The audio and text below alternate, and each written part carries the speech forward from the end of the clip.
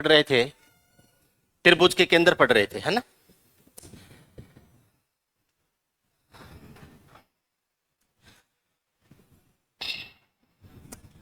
कोई हेडिंग रह जाए तो बता देना, है ना।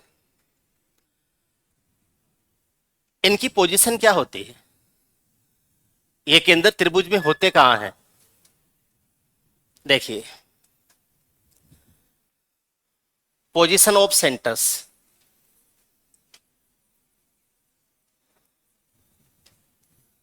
केंद्रों की पोजीशन या प्लेसिंग। सबसे पहले देखते हैं इन सेंटर कहां होता है।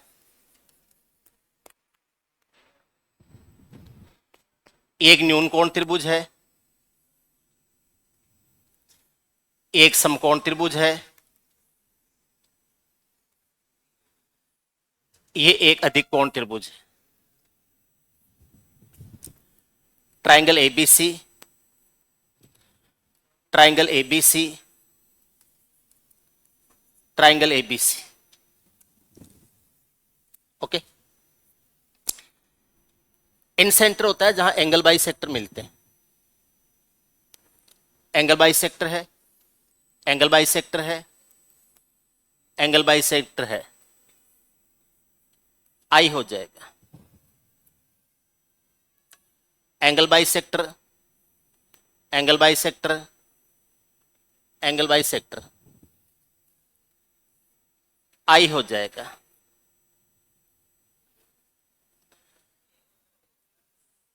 Angle bisector, angle bisector, angle bisector, I हो जाएगा। एक बात ध्यान रखना में से, किसी भी ट्राइंगल में उसका जो इंटरनल एंगल बाई सेक्टर होता है वो त्रिभुज के अंदर ही हो सकता है, बाहर नहीं हो सकता। इंटरनल एंगल बाई सेक्टर है वो त्रिभुज के अंदर ही हो सकता है। ये लाइन त्रिभुज से बाहर नहीं जा सकती, ये नहीं जा सकती, ये नहीं जा सकती। तो अगर तीनों लाइंस ट्राइंगल के अंदर हैं तो मिलेंगी भी तो अंदर ही ना। ये भी अंदर मिल रही हैं, ये भी अंदर मिल रही हैं। कहां होता है, त्रिभुज के अंदर होता है।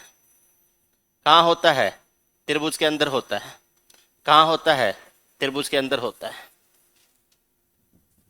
ठीक है, कोई प्रॉब्लम नहीं है।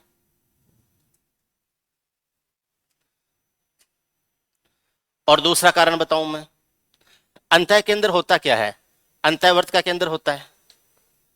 अंतः केंद्र जो होता है वो अंतःवर्त का केंद्र होता है। अंतःवर्त क्या होता है, इस त्रिभुज के अंदर जो वर्त है,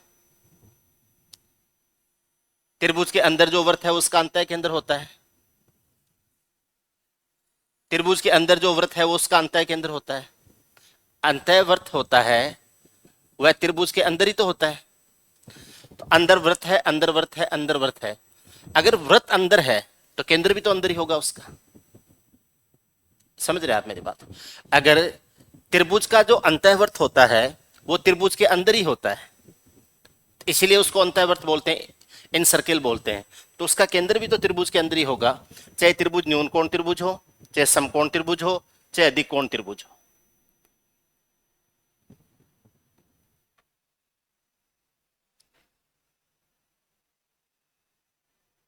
ठीक है, दूसरा देखते हैं सेंट्रोइड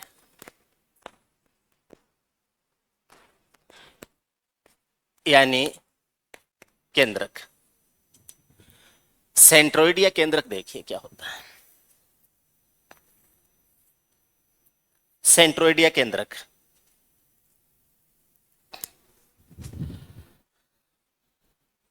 ये न्यून कोण त्रिभुज है, ये समकोण त्रिभुज है, ये अधिक कोण त्रिभुज है। एबीसी न्यून कोण त्रिभुज, एबीसी समकोण त्रिभुज, एबीसी अधिक कोण त्रिभुज। केंद्रक माध्यिकाओं का इंटरसेक्शन पॉइंट होता है। ये माध्यिका है, ये माध्यिका है, ये माध्यिका है, जी इसका मिड पॉइंट है तो ये माध्यिका है, इसका मिड पॉइंट है तो ये माध्यिका है, इसका मिड पॉइंट है तो ये माध्यिका है। दिस इज ऑल्सो जी। इसका मिड पॉइंट है, इसका मिड पॉइंट है, इसका मिड पॉइंट है ए बी जी। कहाँ है? त्रिभुज के अंदर है। कहाँ है? त्रिभुज के अंदर है। कहाँ है? त्रिभुज के अंदर है।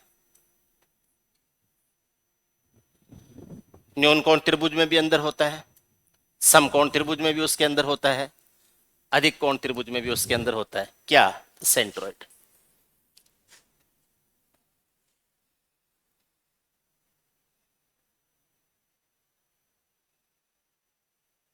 ठीक है। अब आपको एक बात पूछता हूं, जैसे कभी आप घर पर हो और आपके पापा आपको बुलाएं कि बैठ, तो पहली बात तो वो बुला के ये कहें कि बैठ, वहीं दिमाग ठनक जाएगा आपका। फिर वो आपसे ऐसे बात करेंगे, बता आज तक तुझे कोई परेशानी हुई? आप कहोगे नहीं नहीं।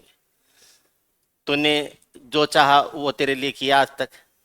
आप कहोगे कि हाँ किया। तूने जब जब पैसे मांगे तुझे मिले घर से? अब आपके दिमाग में क्या आएगा? कोई गड़बड़ है आज, ये आएगा। ऐसे आपके दिमाग में थोड़ेगा कि आज बता रहे हैं कि हमने तुम्हारे लिए क्या क्या किया है। ठीक है। तूने कई बार जिद भी करी, तब भी तेरी बात मानी, मानी कि नहीं मानी? हाँ। तूने कहा कि मैं कोचिंग ज्वाइन करूंगा, फीस है, उस टाइम घर पे पैसे नहीं थे, फिर भी तुझे कोचिंग ज्वाइन करवाई ने। अब आपके दिमाग में क्या आएगा कि अब मामला पलटने वाला है? ये आएगा ना कि अब मामला पलटने वाला है। कोई न कोई ऐसी बात आएगी और आपके अंदर से धक धक धक धक होने लग जाती होता है। हालांकि उन्होंने कुछ भी ऐसी बात नहीं कही है कि आपको ऐसे लगे कि, लेकिन ये मीठी मीठी बातें हैं। अब आपको पता है कि अब ये टर्न लेने वाली है आगे कुछ न कुछ। इसमें भी अंदर होता है, इसमें भी अंदर होता है, इसका मतलब अब कुछ न कुछ गड़बड़ होगा आगे, है ना? बोले उसमें भी सारे अंदर ही अंदर थे, इसमें भी सारे अंदर ही अंदर थे, तो ऐसी बात क्यों कर रहे हैं? ऐसे बोलते थे अंदर होते हैं। नहीं, कुछ चीजें डिफरेंट होती। देखो क्या होती है। सरकम सेंटर। मैं सरकम सेंटर पढ़ाने से पहले एक चीज बताऊंगा आपको।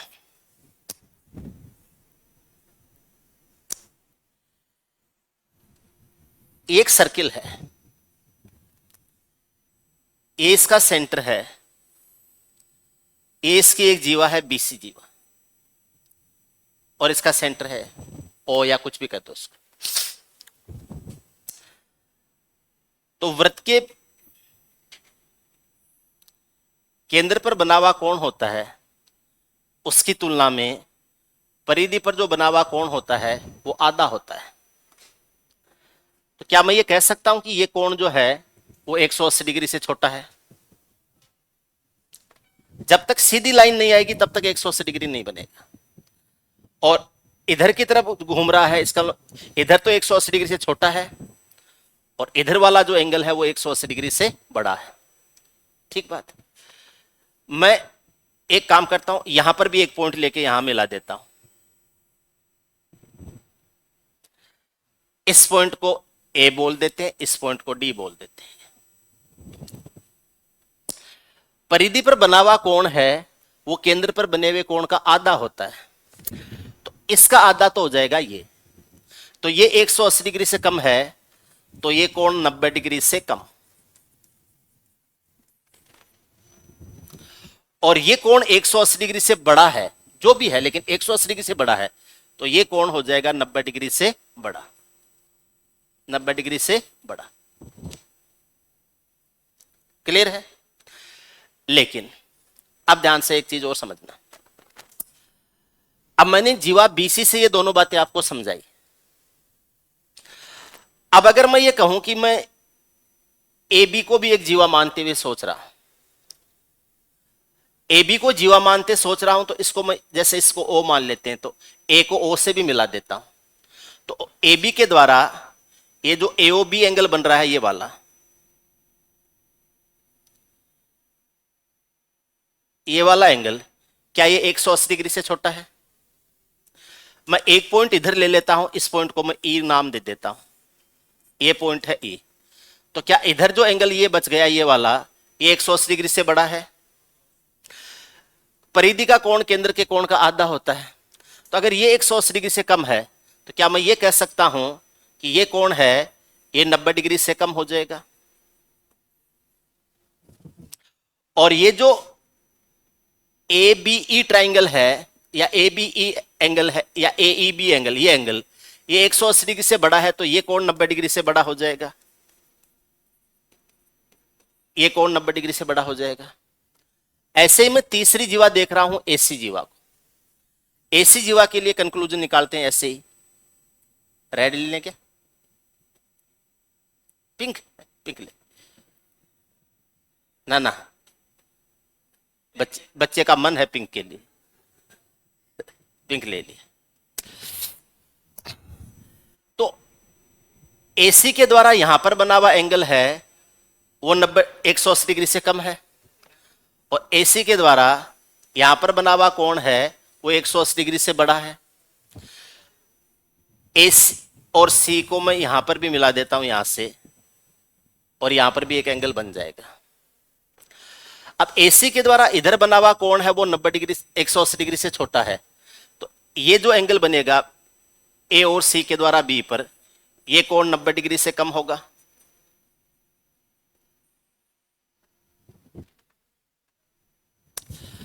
ये एंगल अगर 180 डिग्री से बड़ा है तो ये इसका आधा है, वो तो 90 डिग्री से बड़ा होगा। अब मैं आपको एक दूसरी बात बताता हूं। अगर मैं ऐसे कहूं कि ट्राइंगल ABC एक ट्राइंगल है, एक ट्राइंगल है ABC, एक ट्राइंगल है BDC, एक ट्राइंगल है, इसको F नाम दे देते हैं, AFC, एक ट्राइंगल है AEB। तो यहां पर मुझे सीधे सीधे 4 ट्राइंगल दिख रहे हैं। एक ट्राइंगल दिख रहा है ABC, एक ट्राइंगल दिख रहा है BDC, एक ट्राइंगल दिख रहा है AFC, और एक ट्राइंगल दिख रहा है AEB। 4 ट्राइंगल दिख रहे हैं, पक्की बात है ना? अब दूसरी बात आपसे पूछता हूं, ABC का परिकेंद्र क्या है? ABC ट्राइंगल का परिकेंद्र क्या है? O। परिकेंद्र क्या होता है? परिवर्त का केंद्र। परिवर्त क्या होता है? ऐसा वर्त जो उसके तीनों शीर्षों से गुजरे। तो ट्राइंगल ABC का परिकेंद्र क्या है? O। ठीक है। BDC का परिकेंद्र क्या है? ट्राइंगल BDC का परिकेंद्र वो भी O। BDC के 3 शीर्ष हैं, B, D और C, तीनों शीर्षों से होते हुए वर्त गुजर रहा है, तो BDC का परिकेंद्र भी O है। ट्राइंगल AFC का परिकेंद्र क्या है? O। ट्राइंगल AEB का परिकेंद्र क्या है? O। ये जो O है ये ABC का भी परिकेंद्र है, ये BDC का भी परिकेंद्र है, ये AFC का भी परिकेंद्र है, और ये AEB का भी परिकेंद्र है।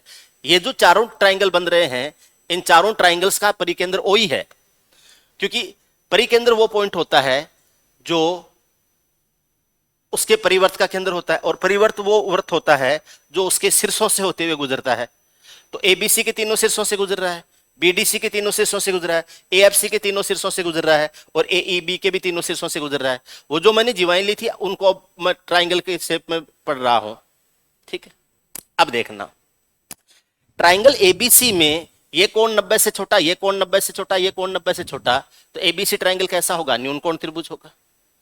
न्यून कोण त्रिभुज का परिकेंद्र उसके अंदर ही है, ABC के अंदर है। ट्राइंगल BDC में ये कोण 90 डिग्री से बड़ा है, तो अधिक कोण त्रिभुज है, इसका परिकेंद्र इसकी सबसे बड़ी भुजा के बाहर की तरफ है। ट्राइंगल AFC है, इसमें ये एंगल 90 डिग्री से बड़ा है, तो ये अधिक कोण त्रिभुज है, इसका परिकेंद्र किधर है? सबसे बड़ी कोण के सामने की भुजा, सबसे बड़ी भुजा, तो उसकी सबसे बड़ी भुजा AC से बाहर की तरफ है। और ये जो ट्राइंगल AEB है, इसमें 90 डिग्री से कोण बड़ा है, तो ये भी अधिक कोण त्रिभुज है। तो इसका जो परिकेंद्र सबसे बड़ा कोण E है, तो उसके सामने की भुजा जो AB है वो सबसे बड़ी भुजा होगी, और AEB का परिकेंद्र सबसे बड़ी भुजा AB के बाहर की तरफ होगा। क्लियर है? एक छोटा सा डायग्राम और बनाता हूं।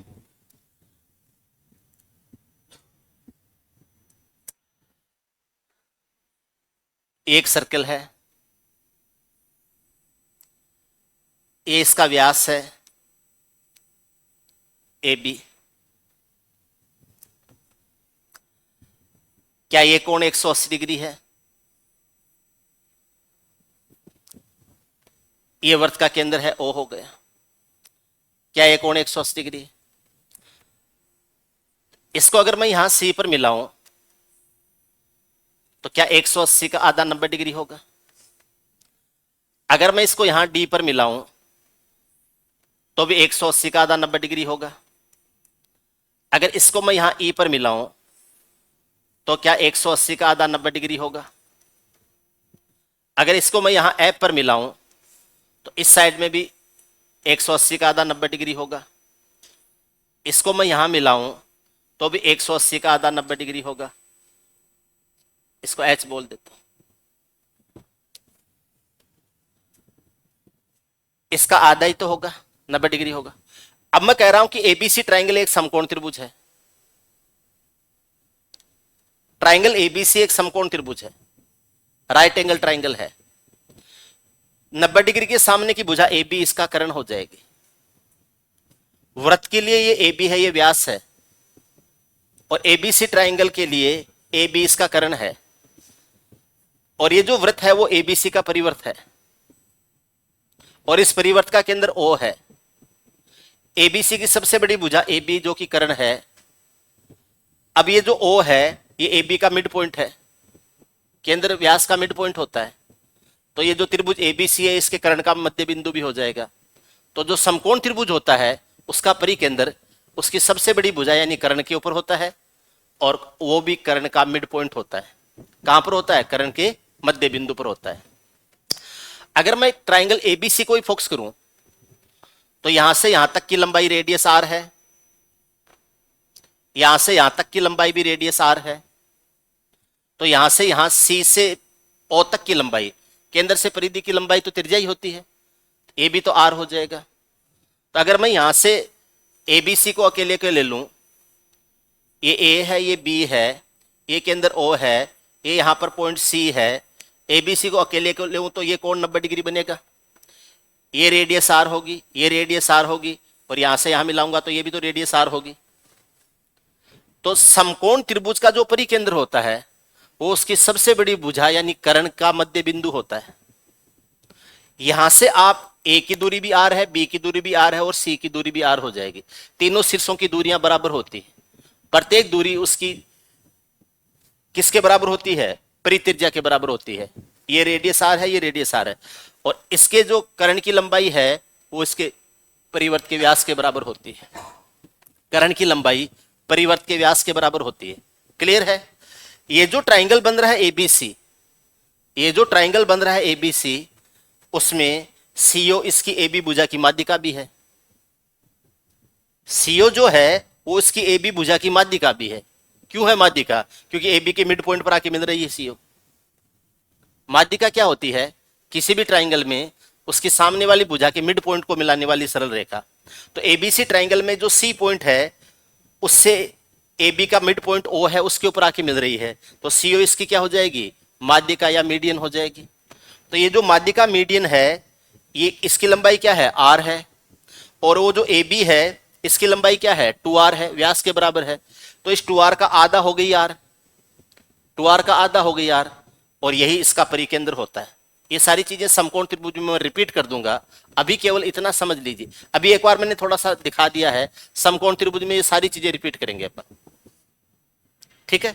सर्कल पढ़ेंगे उस टाइम भी ये चीजें आ जाएंगी, लेकिन अभी इतना समझ लीजिए, समकोण त्रिभुज का परिकेंद्र उसके सबसे बड़ी भुजा यानी कर्ण का मध्य बिंदु होता है, और उस बिंदु से तीनों शीर्षों की दूरियां बराबर होती हैं, और प्रत्येक दूरी उसकी परित्रिज्या के बराबर होती है।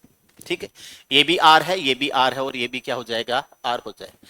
और तीनों दूरियां हैं ये इसकी क्या हो जाएंगी? परित्रिज्या हो जाएंगी, परित्रिज्या हो जाएंगी, परिवर्त की त्रिज्या हो जाएंगी।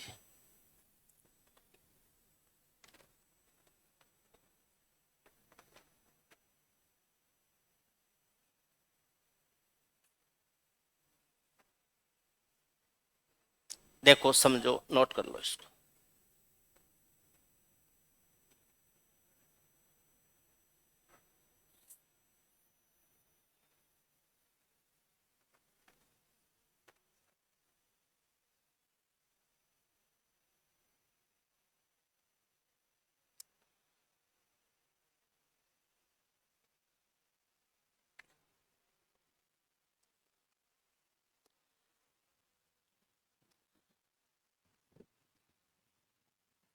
ठीक, अब मैं आपको एक साथ बता देता हूं।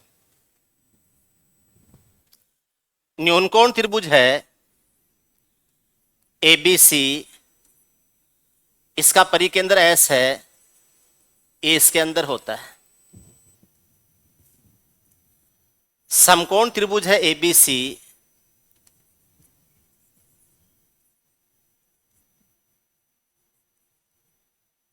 इसका परिकेंद्र इसके कर्ण का मध्य बिंदु होता है। ये भी आर, ये भी आर, ये भी आर, कर्ण का मध्य बिंदु होता है। ठीक है ना? और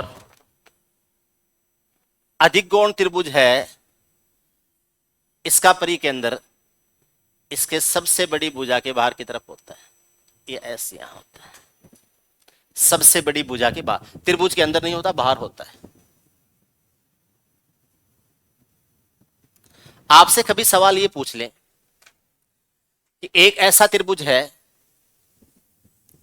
एक ऐसा त्रिभुज है जिसमें एबीसी एक ऐसा त्रिभुज है जिसका परिकेंद्र उसकी एसी भुजा पर है। दे दिया। एबीसी एक ऐसा त्रिभुज है जिसका परिकेंद्र उसकी एसी भुजा पर है। दे दिया। ए बी बराबर 5 है, बी सी बराबर 6 है। ए बी बराबर 5 है, बी सी बराबर 6 है, तो इसकी परित्रिज्या की लंबाई क्या होगी? पूछ लिया सवाल। एबीसी एक ऐसा त्रिभुज है जिसका परिकेंद्र उसकी एसी भुजा पर स्थित है। ऐसे दे दिए। एबीसी ऐसा त्रिभुज है जिसका परिकेंद्र उसकी एसी भुजा पर स्थित है। ए बी बराबर 5 सेंटीमीटर, बीसी बराबर 6 सेंटीमीटर, इसकी परित्रिज्या की लंबाई क्या होगी? या इसके परिवर्त का क्षेत्रफल क्या होगा? पूछ सकते हैं। तो पहली बात तो ये देखनी कि त्रिभुज कैसा है। त्रिभुज समकोण त्रिभुज है। त्रिभुज कैसा है? समकोण त्रिभुज है। और एसी भुजा पर परिकेंद्र है, इसका मतलब एसी भुजा ही इसका कर्ण है। एसी भुजा इसका कर्ण है। तो कर्ण की लंबाई ज्ञात करते हैं, तो ए बी और बी सी में से एक आधार हो जाएगा, एक लंब हो जाएगा। 5 का स्क्वायर 25 हो जाएगा, 6 का स्क्वायर 36 हो जाएगा, रूट करेंगे तो रूट 61 आ जाएगा। रूट 61 लंबाई हो जाएगी एसी की। परित्रिज्या कर्ण का आधा होती है, रूट 61/2 हो जाएगा। परित्रिज्या हो जाएगी रूट 61/2। ये आपके आंसर हो जाएगा।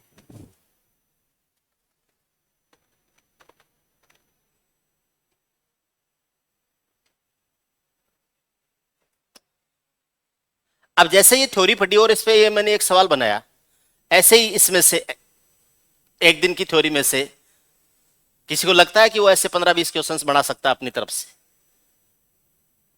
अगर किसी को लगता है तो मेरे को बताना।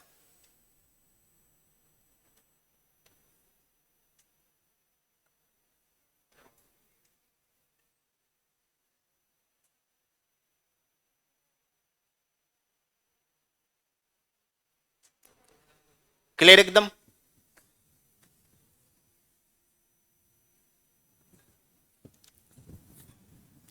चले आगे।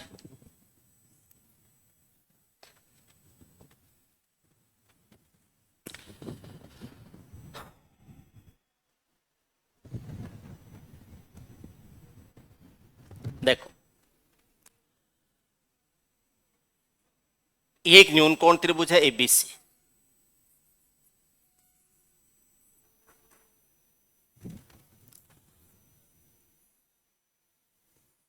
ये एक समकोण त्रिभुज है एबीसी।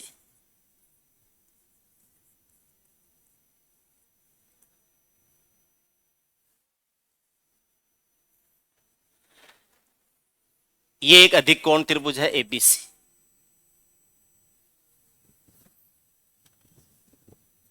ठीक है, देखो मैंने ए से यहां लंब डाला, कोण 90 डिग्री का।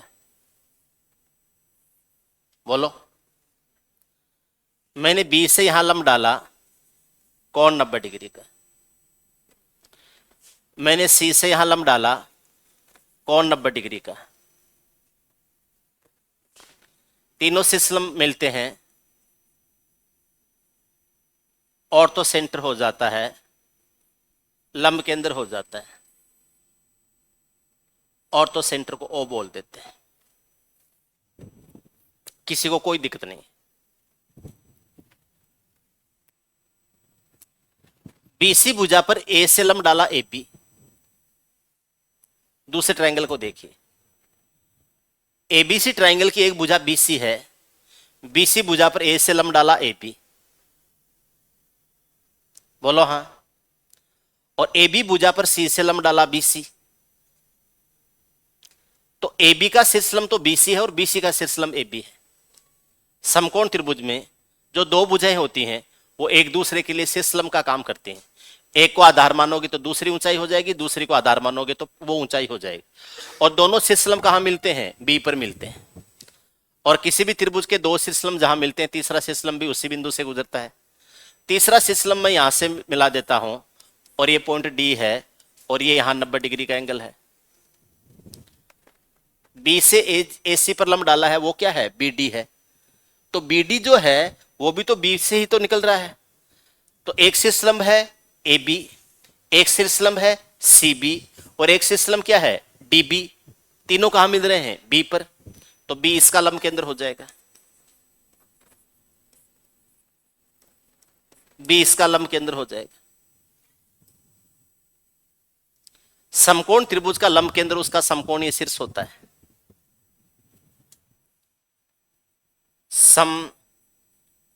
समकोणीय शीर्ष, समकोण त्रिभुज का लंब केंद्र उसका समकोणीय शीर्ष होता है। राइट एंगुलर जो उसका वर्टेक्स होता है वो होता है समकोणीय शीर्ष होता है। समकोण त्रिभुज का लंब केंद्र समकोणीय शीर्ष होता है।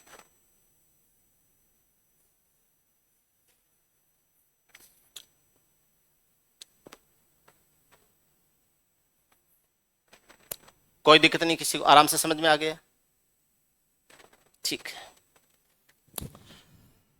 आपसे कभी भी ये पूछ ले एबीसी कोई त्रिभुज है जिसका लंब केंद्र बी है, ऐसे दे दिया। एबीसी लंब केंद्र है, सॉरी, एबीसी त्रिभुज का लंब केंद्र बी है। ठीक है, AB बराबर 5 है, BC बराबर 6 है। परिवर्त की त्रिज्या क्या होगी?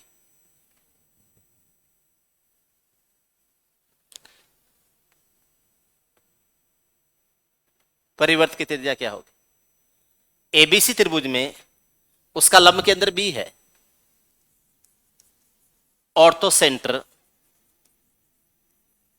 बी है। परित्रिज्या नहीं पूछा है, उसका ऑर्थो सेंटर बी है।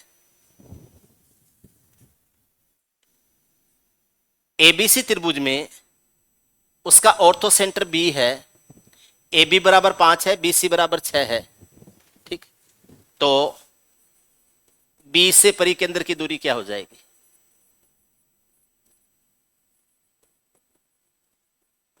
B से परिकेंद्र की दूरी क्या हो जाएगी?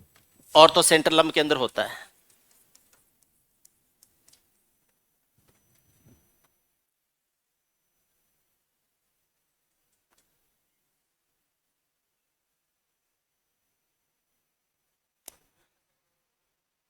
आपको लगेगा कि सर परिकेंद्र से तो आपने दूरी ज्ञात करना हमें बताया नहीं था, ऐसा तो कोई, ऐसी कोई थ्योरम तो आपने पढ़ाई नहीं थी कि लंब केंद्र की परिकेंद्र से दूरी कैसे। आपसे पूछ ले इस त्रिभुज के लंब केंद्र और परिकेंद्र की दूरी क्या होगी? लंब केंद्र और परिकेंद्र के बीच की दूरी क्या होगी? तो सर लंब केंद्र और परिकेंद्र के बीच की दूरी ज्ञात करने का तो आपने फॉर्मूला हमें पढ़ाया नहीं उस टाइम। आ सकती है ऐसी बात? आ सकती है ना? क्या करें? अगर किसी त्रिभुज का लंब केंद्र उसका कोई शीर्ष है तो वो समकोणीय समकोण बनाने वाला शीर्ष होगा। ये जो ट्राइंगल बनेगा ये समकोण त्रिभुज बनेगा और बी पर समकोण बनेगा, तो बाकी दो शीर्ष है वो ए और सी हो जाएंगे, ए बी सी हो गए। ए बी की लंबाई 5 है, बी सी की लंबाई 6 है, तो ये लंबाई है ये √61 होगी होगी। अब इसका परिकेंद्र बनेगा तो ये कर्ण के मध्य बिंदु पर बनेगा, तो ये इसका सरकम सेंटर यानी एस हो जाएगा, और ये इसका लंब केंद्र है। इनके बीच की दूरी ये भी आर होती है, ये भी आर होती है, ये भी आर होती है। ये भी √61 का आधा, ये भी √61 का आधा, और ये भी, क्योंकि ये जो एसी है ये 2r के बराबर हो जाएगा। तो जो ये बी एस है जो कि परिकेंद्र और लंब केंद्र के बीच की दूरी है, तो ये जो बी एस की लंबाई है ये भी √61/2 हो जाएगा। जो पिछला सवाल था वही सवाल ये है। उसमें डाटा अलग तरीके से दिए थे, इसमें डाटा अलग तरीके से दिए थे, कैलकुलेशन सेम ही जा रही है इसमें भी।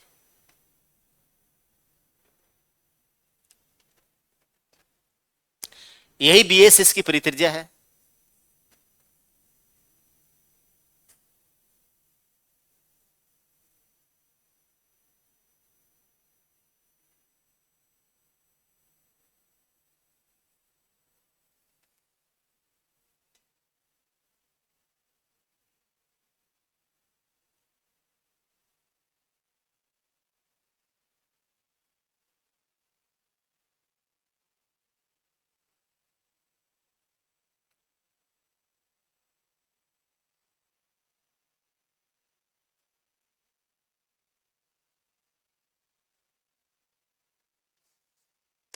Is it clear? समझ में आ गया?